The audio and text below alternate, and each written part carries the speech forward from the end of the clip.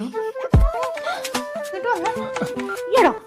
മാസം മുമ്പ് ബ്രേക്കപ്പ് ആയതല്ലേ, പിന്നെ നിനക്ക് നാണം ഉണ്ടോ എന്നെ കെട്ടാൻ ഇങ്ങോട്ട് വരാൻ? നിന്നെ കെട്ടുന്നതിനെക്കാട്ടും നല്ലത് കെട്ടുതൂങ്ങി ചാവുന്നേ.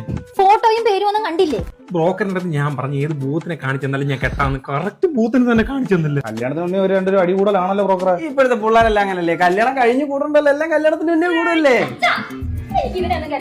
അതൊന്നുകൂടെ ഒന്ന് പറയൂ, ഒന്ന് റെക്കോർഡ് ചെയ്ത് വെക്കാനാ. അല്ല ഇടയ്ക്കിടെ വാക്കുമാരൻ സ്വഭാവം ഉണ്ട് കേട്ടോ നോക്ക്. മോളെ നീ തട്ടിത്തെറിപ്പിച്ചതേ മാസം 4 ലക്ഷം വരുമാനം ഉള്ളടത്തിനെ. ഞാൻ എന്ത് സഹിക്കാം, എനിക്ക് കല്യാണത്തിന് സമ്മതം. ഒരു ഊന്ന് തലറങ്ങി വീണ് കേട്ടോ അവളെ പെർഫോമൻസ് കണ്ടിട്ട്. അച്ഛൻ ആ ചായ കുടിച്ചാൽ ഞാൻ വേണമെങ്കിൽ കെട്ടാം. വരുമാനെ കെട്ടാം അവളെ അല്ല, ഇതല്ല അവളെ.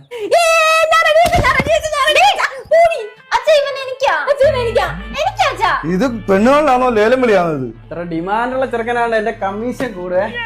അതെന്റെ പഴയ കാമുകന. ഡ്രസ്സ് പഴയതാ എനിക്ക്, ബാഗ് പഴയതാ എനിക്ക്. എന്താ പഴയ കാമുകനെ മാത്രം എനിക്ക് തരൂലേ? ചേട്ടാ നമുക്ക് കല്യാണ ലെറ്റർ അടിക്കാന്ന്. പെണ്ണിന്റെ പേരിന്റെ അവിടെ ഡാഷ് മോൾ ഇട്ടാ പോരെ? ഡാഷ് മോളാ? അല്ല മൂത്ത മോൾ അല്ലെങ്കിൽ ഇളയ മോളായിരിക്കല്ലോ.